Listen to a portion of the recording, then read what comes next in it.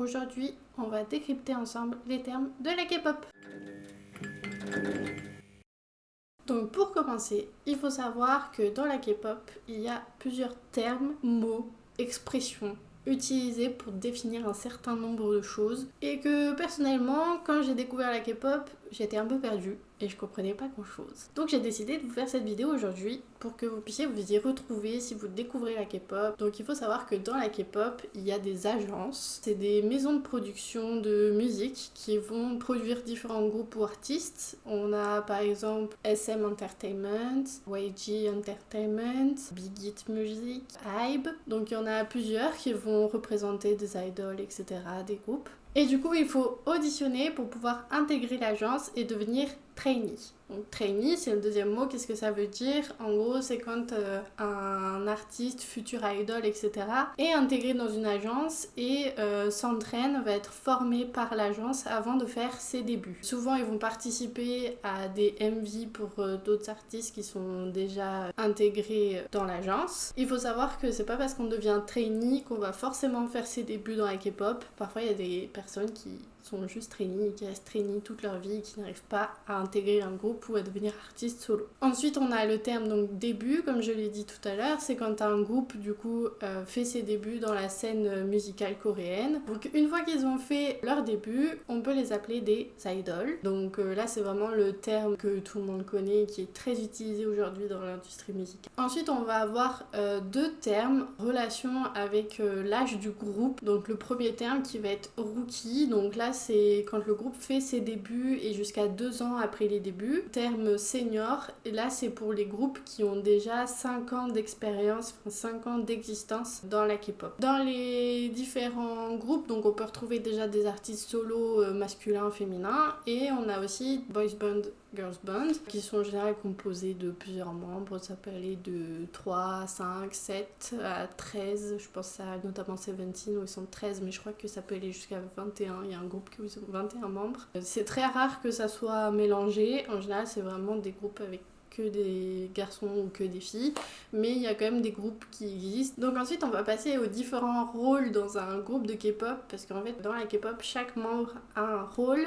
Donc on va avoir tout d'abord tout ce qui va être la partie vocale, chanteur, avec donc du coup le main vocal qui va faire la plus grande partie des chansons. Sur la partie chant, qui a du coup une voix assez forte, qui a une tessiture assez importante. Ensuite on va avoir le lead vocal, donc là ça va être le second chanteur, qui sera peut-être un peu moins mis en avant que le main vocal, mais en général c'est celui qui va le plus haut dans les aigus et qui est sur tous les refrains. Et en dernier on a les sub-vocales, donc là ils vont avoir pas beaucoup de phrases dans les chansons, etc., mais ils vont être surtout là en soutien pour les main vocales et les lead vocales pour pouvoir les aider et pouvoir apporter aussi du chorus ou des choses comme ça. Ensuite on va avoir la partie rappeur, donc on va avoir pareil le même système avec le main rappeur qui va être celui en général qui a le plus de charisme, avec un rap beaucoup plus important. Il est souvent celui qui va écrire ses propres raps, voire même la prod de la musique. Après avoir fait la partie vocale et la partie rap, on a bien évidemment la partie danseur. Toujours dans le même système, on va avoir le main danseur qui va être le danseur le plus fort du groupe, qui va souvent être mis à l'avant ou au centre. Ensuite on va avoir le lead danseur qui va être souvent second derrière le main danseur, et ensuite les danseurs tout court qui sont les autres membres par défaut. Ensuite, autre de leurs compétences artistiques, on va avoir d'autres termes pour les identifier. Donc on va avoir le visuel. Moi j'aime pas trop cette catégorisation, je l'utilise pas personnellement et j'aime pas trop quand je la vois. Ça va être le membre le plus beau, mais encore une fois ça reste subjectif, ça peut changer d'une era à une autre. On va avoir ensuite le maknae qui est du coup le membre le plus jeune, et ensuite on va avoir donc le leader. Là c'est pas forcément le plus vieux, c'est celui soit qui intègre le groupe en premier, soit celui qu'ils estiment qui va être le plus amène à gérer les conflits, encourager encourager les membres, pouvoir parler aux interviews, parler en anglais, etc. Donc tout à l'heure on parlait des girls band, boys band, etc.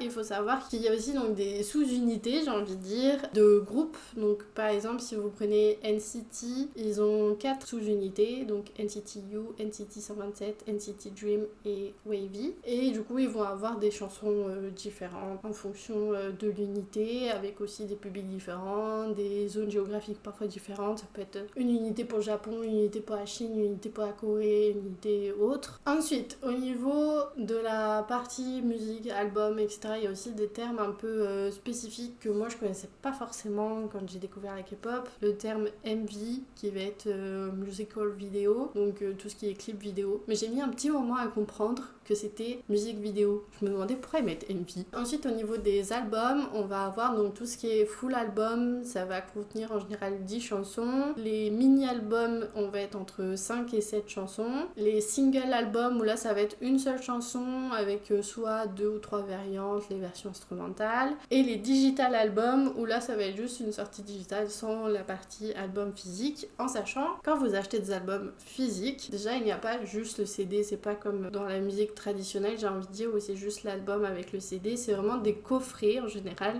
J'en ai pas malheureusement pour vous montrer. Où dedans il y a le CD, bien évidemment. Généralement il y a un petit livret avec des photos, des posters. Et le plus important, ce que les gens recherchent le plus, les fameuses photocards. Ensuite, donc sur toute la partie chanson, on a aussi le terme pre-release. Je sais pas trop comment ça se prononce. Là, ça va être quand un clip, un MV, un single, j'ai envie de dire, sort avant l'album. Pour le terme medley, là, ça va être du coup une vidéo qui regroupe plusieurs extraits de chaque musique d'un album pour pouvoir teaser un petit peu la sortie de l'album. Pour passer sur la partie fan, il y a aussi plusieurs mots, plusieurs termes qui vont être utilisés pour identifier les fans. D'abord tout ce qui est fandom, fanbase. Donc ça regroupe entièrement tous les fans d'un groupe ou d'un artiste. Et ils ont un nom en général un nom défini par le groupe ou par l'agence. Donc par exemple pour les BTS c'est ARMY. Pour les 17, la fanbase c'est Karat.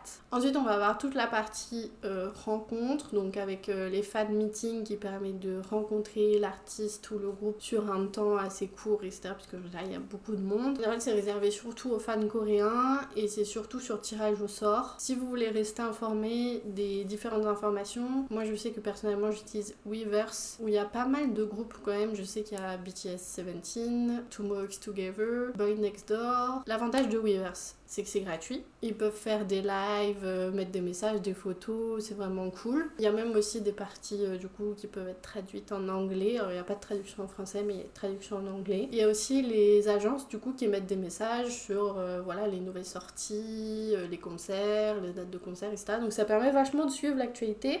Il n'y a pas tous les groupes, ça dépend des agences. Ah oui, il y a aussi une partie shopping qui permet d'acheter le merch de pratiquement tous les groupes qui sont présents sur Weverse, notamment les Lightstick, et d'autres groupes sont présents sur Bubble, je crois, qui est payant. Donc il est possible de payer sur ces applications-là pour avoir un fan call, donc en gros c'est un appel avec l'idol et de pouvoir lui parler, etc. ou un échange de messages écrits. Ensuite on va avoir le terme K-pop stan. Moi je sais que le terme K-pop stan revient beaucoup, j'ai mis longtemps à le comprendre. Comment je l'interprète, moi, alors déjà il peut être interprété un peu péjorativement de quelqu'un qui est stan, c'est quelqu'un qui est vraiment, j'ai envie de dire, groupie. Donc ensuite on va avoir les fans chants qui vont être souvent au début des prestations en live, soit pendant les concerts, soit pendant des émissions, etc. Souvent c'est les prénoms, noms des idoles qui vont être donnés pour les encourager.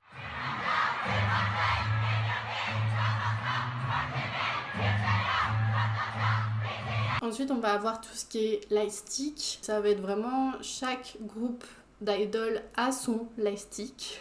À vous après de chercher. Je sais qu'en France, les prix à la Fnac où ça dépasse rapidement les 100€. Après, je vous conseille pas de les acheter sur des sites type Amazon, etc. Parce qu'en fait, l'avantage des lightsticks, c'est que vous pouvez les connecter par exemple à Weverse et ça va faire une lumière spécifique en fonction de la musique, etc. Et du coup, en concert, vous pourrez aussi les connecter pour que du coup toutes les lumières soient en raccord tout ensemble. Vous pouvez aussi les acheter sur Weverse. Je sais pas s'il y a pour tous les groupes. Je sais que pour BTS ils en avaient mis et du coup avec les frais de port ça revenait environ à 50 €. Ensuite on va avoir des termes un peu spécifiques en fonction de son ou sa membre préféré, de son groupe préféré, etc. Donc on va avoir tout d'abord le mot bias qui va servir à identifier son membre favori d'un groupe. Ensuite on va avoir la bias list, donc là c'est une liste de bias, ça peut être de différents groupes, etc. Je peux dire que mon bias c'est San de ATEEZ. Ma liste bias c'est Jungkook de BTS, V de BTS, San de ATEEZ, Wooyoung de ATEEZ, Mingyu de Seventeen, Venom de Seventeen. Donc on va dire que ça c'est ma liste. Et ensuite on va avoir le terme Ultimate Bias. Donc là c'est vraiment celui qui sera indétrônable, qui est dans toute la liste de bias, celui que vous préférez. Moi par exemple Jungkook c'est mon Ultimate Bias. Et ensuite on va avoir le bias Recade, je sais pas trop comment on le prononce, mais en gros c'est un bias secondaire qui peut prendre la place d'un bias initial. Par exemple moi initialement mon bias c'était San de ATEEZ et petit à petit ça devient Wooyoung. Et ensuite on va avoir du coup le Ultimate Group qui est là le groupe favori. Moi par exemple je vais stan plusieurs groupes, donc BTS, ATEEZ, Seventeen, mais mon Ultimate Group c'est BTS. On va terminer sur une partie un petit peu moins cool, notamment le premier terme que j'aime pas trop mais il faut l'aborder. Donc nous avons le terme saseng qui est souvent utilisé pour décrire, mentionner des fans qui vont un petit peu trop loin, qui sont souvent possessives, excessives, jalouses, qui vont suivre les idoles à la trace. Ça peut vite devenir un problème physique et mental pour les idoles parce qu'ils sont souvent du coup accaparés pour ces personnes. Ils vont même dans d'autres pays pour les suivre, etc. Je pense notamment à une anecdote que V avait racontée de BTS, qu'un jour il était rentré dans son ascenseur et qu'il y avait une saseng qui l'attendait avec un contrat de mariage. Typiquement, voilà. Ensuite, on va avoir le terme hiatus. Donc là, c'est quand un groupe fait une pause dans sa carrière. Souvent, c'est pour des raisons de santé. Et ensuite, on va avoir le terme disband. Donc là, c'est quand le groupe se sépare. Et pour rajouter pour le terme hiatus, ça peut être aussi en raison de service militaire. J'espère que cette vidéo vous a plu. N'hésitez pas à vous abonner, à mettre j'aime, à mettre un petit commentaire si vous avez d'autres termes que vous avez besoin de comprendre. Et moi, je vous souhaite une bonne journée. Au revoir.